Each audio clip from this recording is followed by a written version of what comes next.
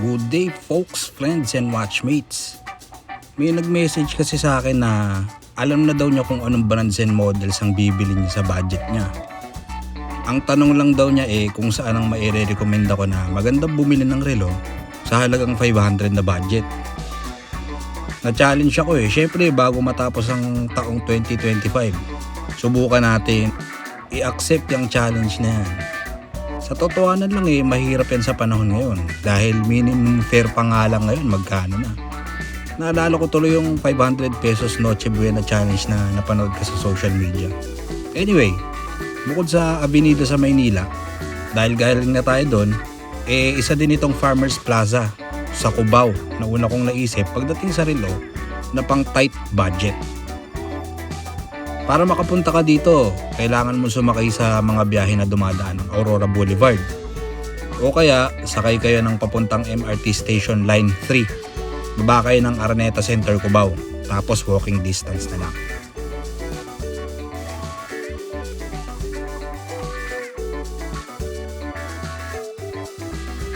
Sige, simulan natin. Ano bang stores ang meron dito sa Farmers Plaza? At ano yung mga pwede nating mabili? Simulan natin dito sa Watch Central. Sa may bungaran lang ito, pagpasok nyo ng main entrance sa ground floor. Isa sa mga sinaunang commercial establishment itong Farmers Plaza. Ibig sabihin, less expensive yung renta ng mga stores dito kumpara sa modern supermalls. Mas murang upa, ibig sabihin, mas mura din ang paninda. Kung napanood nyo na din yung episode natin sa Isitan Recto at sa Avenida sa Maynila, magkakasing baba lang ang presyo ng mga relo nila.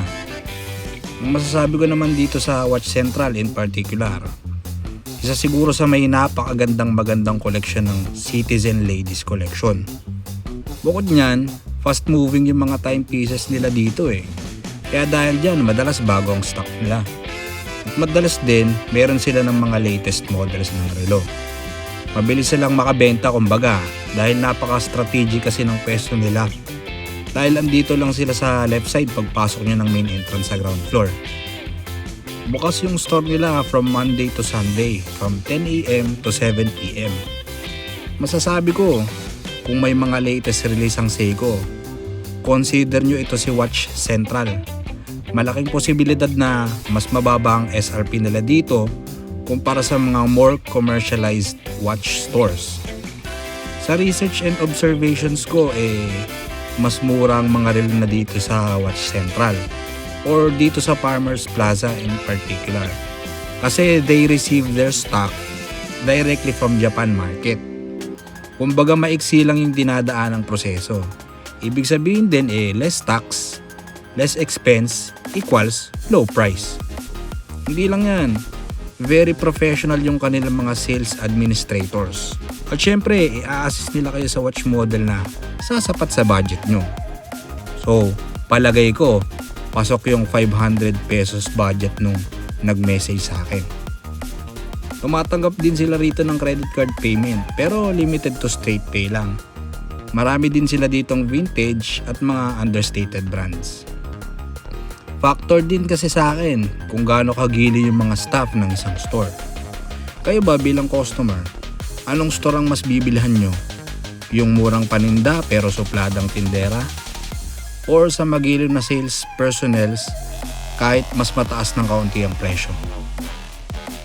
Mas okay pa din yung mura. Tapos magiliw pa yung sales personnel. Subukan nyo itong Watch Central. Sige, lipat tayo. Kung vintage naman ang hanap nyo, tapos 500 pesos. Siguro maire-recommend ako itong 3S gift shop na tinatawag. Karamihan ng makikita nyong relo dito are Seiko brands. Nako, overstock na ata tayo ng Seiko dito sa Pilipinas Pero may mga JDM models sila dito ng Seiko. Or yung mga limited models na nakatawid pa dito sa Pilipinas. Kasi originally, hindi siya intended ibenta sa ibang bansa outside Japan. Bukod dyan, knowledgeable yung mga sales admins nila dito pagdating sa technical details ng mga relo nila. Pagdating sa ginamit na materyales, year and model at functionality based sa kailangan ng gagamit. Kung halimbawa hindi kayo maalam sa relo, Paliwanag nyo lang yung ideal watch attributes na gusto nyo. Case materials, size, strap style, complications at syempre budget. Panigurado, meron silang maisasuggest na relo sa inyo.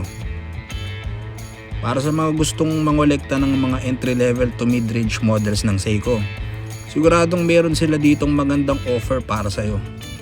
Kung ang budget mo naman halimbawa ay 10,000 pesos, kung gusto mo ng special gift, okay bumili dito. May mga units sila dito na wala sa ibang stores na napuntahan na natin dito sa Farmers Plaza. Kung may particular Seiko models kayo na hinahanap na hindi nyo na makita sa ibang stores, maaaring meron pa sila dito. O susubukan nilang mag-request sa kanilang mga suppliers. They are really this helpful.